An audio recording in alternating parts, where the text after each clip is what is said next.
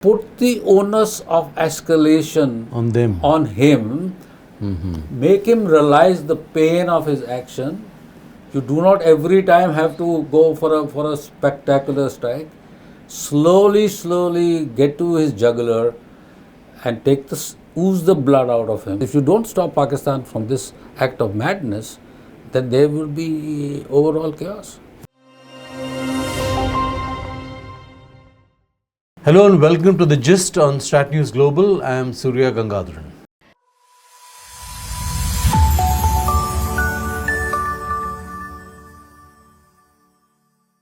My guest today is Brigadier Arun Sahgal. He is director of the Forum for Strategic Initiatives, a think tank that looks at various scenarios, does a lot of wargaming. And today, in the context of India-Pak tensions, we're going to talk to him about some of the things that get thrown up in the process. And there may be an element of speculation here, given how things are. But Brigadier Sahgal, we've had a lot of, since the Pahalgam attack, India's suspension of Indus waters and other steps, there's been a fair amount of noise coming from across the border, threats of war and all that. Nothing really new, we've heard it before. What is your sense of what India can do? Okay. Before I come to what India can do, I'll like to highlight a couple of issues. One is the way the whole Balakot process panned out in terms of our response and their counter response has given Pakistan a perception that any limited escalation by India, they can manage from within their resources and they don't even have to go to the nuclear level. The dilemma from the Indian perspective is limited escalation is just limited and after a while it comes to status quo. Yeah. And we have seen what happens is 5 years down the line or 6 years down the line, we have come back to Pahalgam and next time there will be another Pahalgam or something like that. So what should India do and how would the Pakistan going to respond?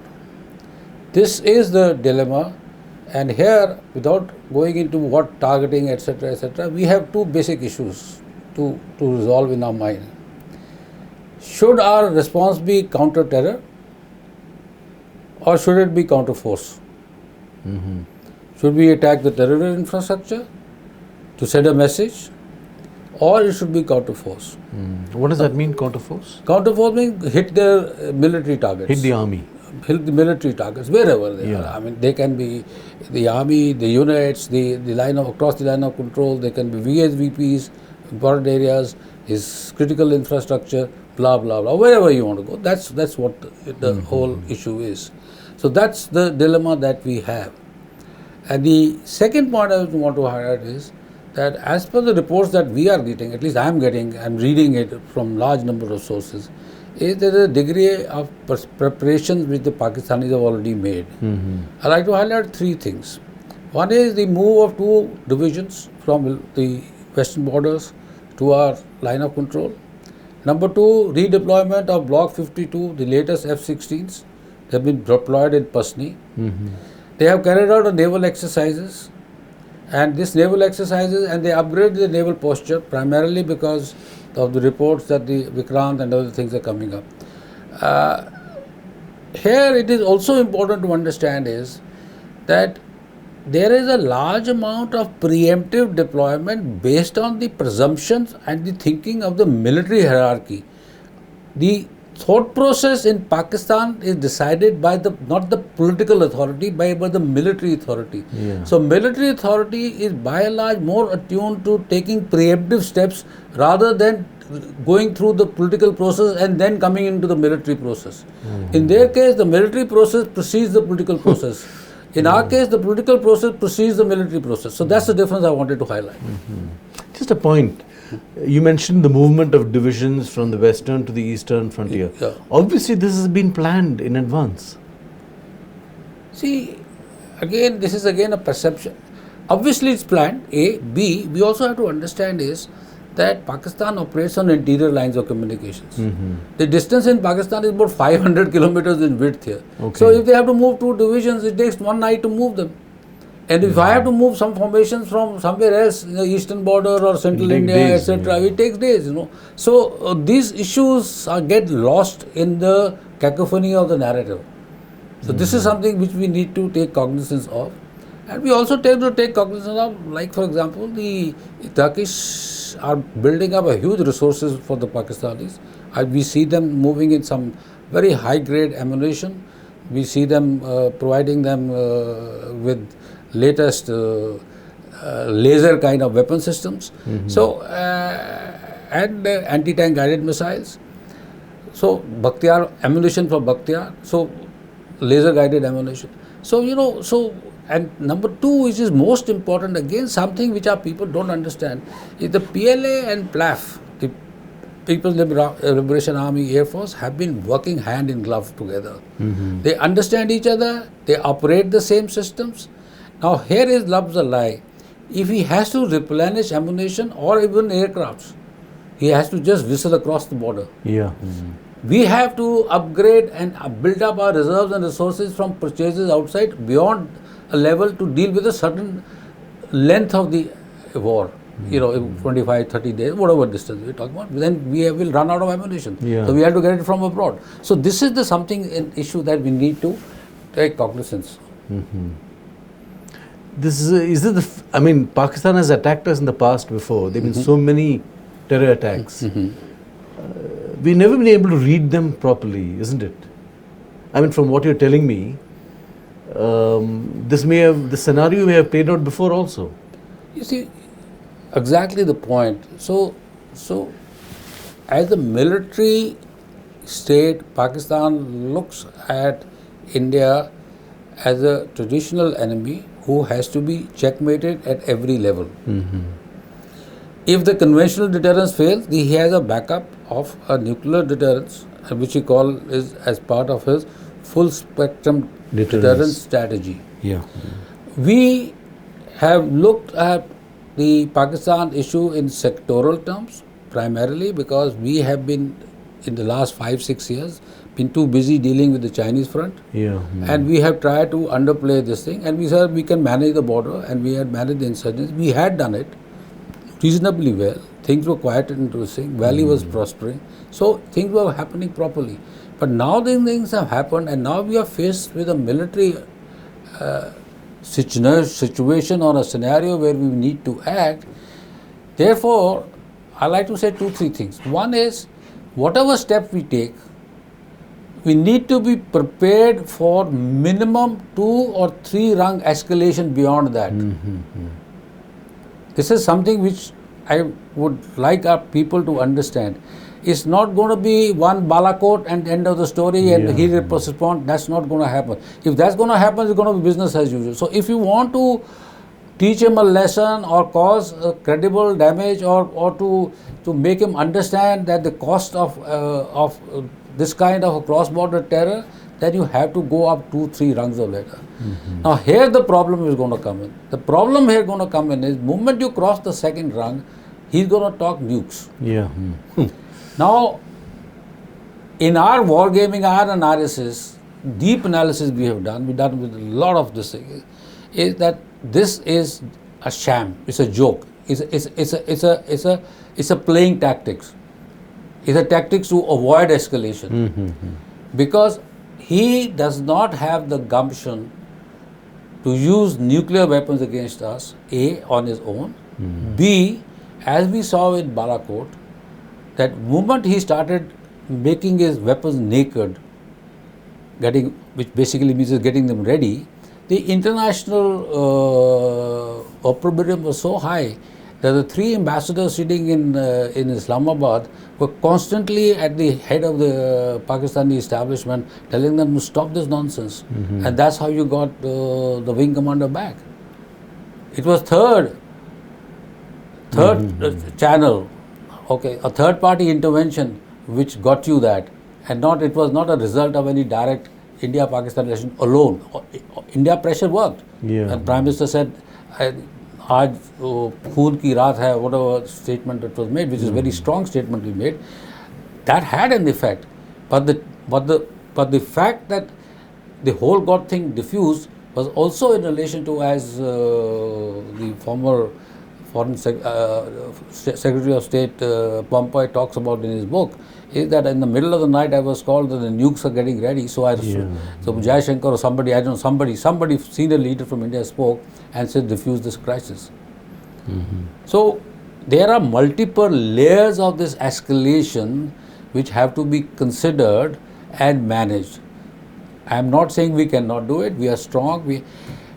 There is another element to this. That element is that we do not have to act now. We can. 4.5 years we were deployed against the Chinese. No, what did the Chinese do? It imposed costs on us of deployment of 1.5 lakh troops, up and down, 50,000 face to face, 1 lakh, another 1 lakh in support system. For 4.5 years, doing nothing else and sitting over there eating, costing us in rations, equipment, movement, etc., etc. Impose similar costs. Make him deploy. Make him sweat it out. Where are you going to come? When you are going to come? What you come? Do low-level actions. You want to break the ceasefire? Go break the ceasefire. Go right. But don't do it with 5-10 kilometers nearest troops. You have long-range weapon system. Use smirches. Use other elements. Just hit him.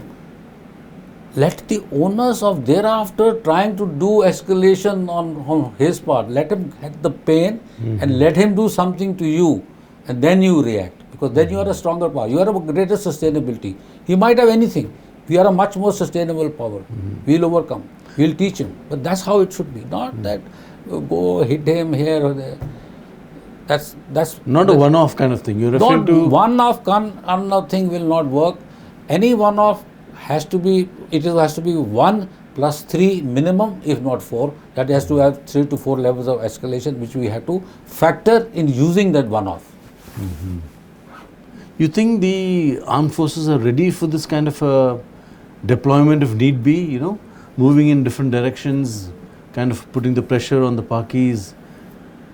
I think the armed forces are more than ready. Armed forces have had this experience now for dealing with the Chinese. We have had an experience. We have a huge number of operationally trained forces who have held on to the Ladakh, Eastern Ladakh front. We are well committed. We know how to deal with it. In any case, armed forces don't have to do. At some level, technology will come into play. I'm not even talking about technology systems that we have.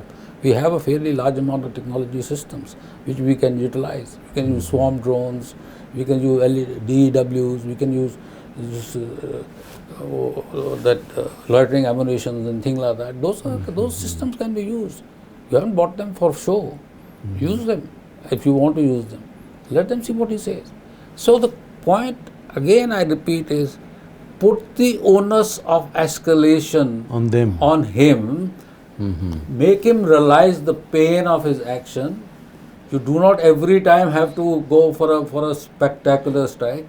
Slowly get to his jugular and ooze the blood out of him and deal with him. Sorry for my rather harsh words, but I mean that's how I look at dealing with this situation.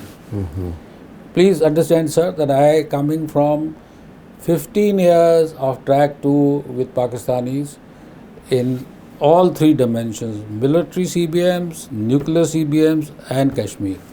So I know their mind. I know how the Pakistani generals for the last 2-3 generations, how they operate, how their mind works. Tell me, you mentioned these. You gave us a sense of how we could retaliate. I didn't say what we could do. What we could do. I am not saying using the word retaliate. No, I have not. What we could do. You also mentioned using heavy artillery or whatever. All that has been tried before. Not really. We have by and large restricted ourselves to what we call as the tactical depth of the line of control. So that's 5 to 10 kilometers. Okay. We have not gone beyond that. See, when the road heads come in, where the ammunition dumps are, etc., Those are the issues. We can also use missile systems against them. We have missile systems. We can use a missile system. Let him. He will also fire back. Let me sure he'll fire back. But the question is resilience. We are much more resilient power than them. That's the criteria we have to understand. And we have to understand our own strength and play to our strengths. So what you're saying is that don't just like in Balakot, where we focused only on terror, infrastructure or whatever, this time target the military also. Yes. No. You do your targeting starting from counter-terror To counter force. to which could lead to a planned counter-force. Okay. Now beyond that, somebody has to pay me good money to give them a plan.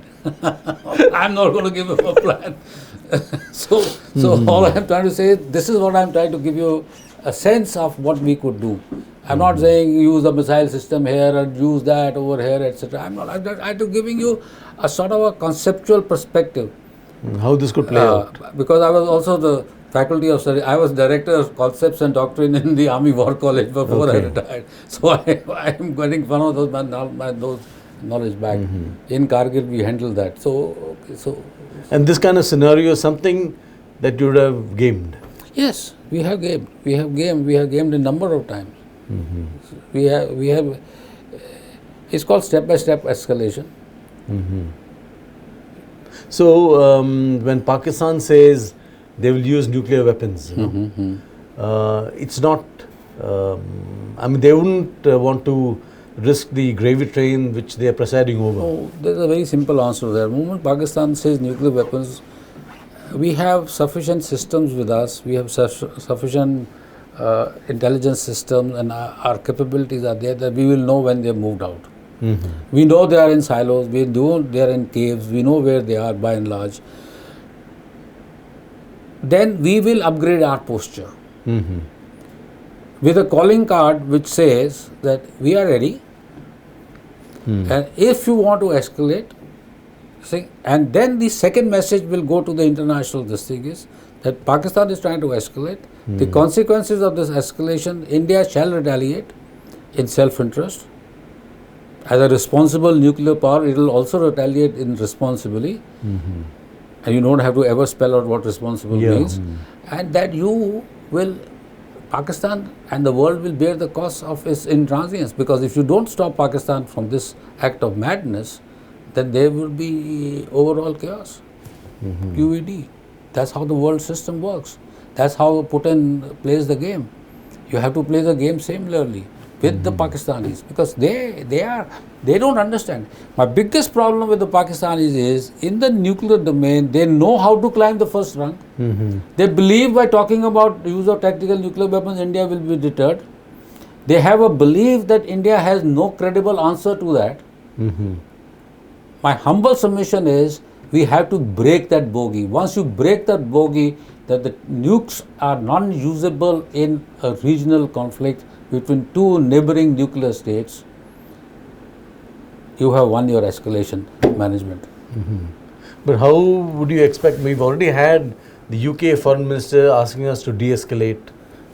I guess those voices will rise as we go forward. Those voices will rise. Like I said, the world is too involved. As for you see the West is too involved in its own mess they have created, their economic mess, the Ukraine, and they have this gentleman called the American president who's breathing down their neck all the time. They try to use $100 billion to make ammunition, arms, etc. I simply will ask the UK foreign minister or prime minister to say, what the hell are you doing with $100 billion, Lay off. So the whole idea basically is this: South Asia is not in the realm of, in the mindset of the world at this point in time. And as far as they are concerned, beyond Palestine, beyond Ukraine, they can do away with another war or a confrontation between two neighboring nuclear powers in South Asia. And that's why you will get more and more pressure. And I'll tell you another thing is the Chinese. The Chinese have not come in support of you in Pahalgam. In fact, they have been equating the two. They are telling both sides. And the most interesting remark on this was made by an American Chinese who's a senior person in one of the think tanks in the United States. We were in a discussion. She said, "Sir, have you seen how the Chinese have behaved? You only have a tweet in support of you from the Chinese ambassador in Delhi. Yeah. There has been no comment from the Beijing." He said, "Sir, I hope you have noted." Frankly, I had not noted, but I said, "Yes, I have noted it. We have noted it." So they have their own problem. Their own problem lies with our trade deal which we are doing with Americans. Yeah. So there are multiple pieces in play.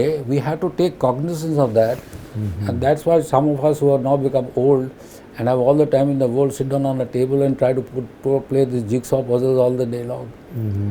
And come and, thanks to you, sir, we come and talk about some of these ideas on your show. Yeah. So General Munir, everybody calls him a mullah general and so on and so forth. You would say he's a very rational actor? No, sir, he is very irrational. In fact, there's a huge amount of lashback against him. Within the system? Within the system. The younger officers do not like him. There is and he is controlling the military through sheer diktat. And the casualties that have come up in the Jafar train accident and the casualties that are taking place in TTV are really hurting. The rank and file of the military, again the signals that we are picking up, some people we know who talk to us are not very comfortable with allowing the situation to escalate beyond a point. They will seek methods, etc. There will be bravado, there will be this thing, brash statements, but in hearts of hearts, the Pakistani military does not want to get involved with the slugfest with India. So they are very uncomfortable, they are angry, they do not like the general, and he says, "What is he getting us into?" This is particularly when they have two front, already northwestern front and the western front in Balochistan. Now you want to open up an eastern front also. But they wouldn't move against him. It's not in the nature of the institution. From all reports indicates not yet. Not yet. But you don't know. You don't know. You think India has connections with perhaps the other generation of generals? Can it bring some kind of pressure to bear? Do we have that kind of leverage? Yeah, India, we have a very good relationship with the generals and people who matter even still. Who are retired. But I'll give you an incident. In our last meeting in June, one of a very senior general who's well plugged into the establishment literally abused the former Kasuri, former foreign minister, of saying is that you keep complaining about Indian Kashmir. He said, "What have you done in the J&K? Azad J&K, or what they call Azad J&K, and our Pakistani occupied Kashmir. What have you done there? You are controlling the state through a joint secretary in the Ministry of Interior. You have taken their rights, you have not done anything, you have not done any development. There is no social justice over there. What have you done over there?" That's a little ironic, isn't it? The generals are the ones who run the show there. No, that's exactly the point. So, coming after that meeting, this Pahalgam attack indicates to me is an act perpetrated straight from the Chief of Army Staff's office through ISI in an attempt to shift the entire focus from internal issues, or what in our language you call externalize the internal conflicts. That has been the attempt. So last word, what do you expect will pan out? I'm asking you to speculate some more. What do you think will pan out in the next few days? Is this going to be a long drawn out kind of thing? Or? I think we have taken one giant and hugely strategically significant step, is that of Indus Water Treaty. Indus Water Treaty, people just talk about that there is no pondage available, etc. Shifting. There were already steps on of creating canals and interlinking canals. In the lean months of now till June, July, when the rain comes, water is going to be less. Yeah. So that's going to affect and this is also going to be the sowing season. The people require water. Yeah. Underwater table in Pakistan has gone to 150, 200 feet here. So you can't get that water. It's brackish. So Indus Water Treaty has been, let's put it to say, cut the whole story short, is a great strategic step. We should see the effect of it. Added to that, if we want to have an anger venting done, continue to slow boil the LAC. Third is, you can start looking at people whom you don't like on the other side and try to deal with them. But in my view, remain in the terror domain for the next 6 to 8 weeks. See how the whole Indus Water Treaty and this thing pans out and how impact did they have, and decide your next course. So some waiting and watching? Yes. Before the action? Yes. That's all we have for you on this edition of The Gist. Do subscribe to our YouTube channel, follow us on social media. Thank you very much. Good day.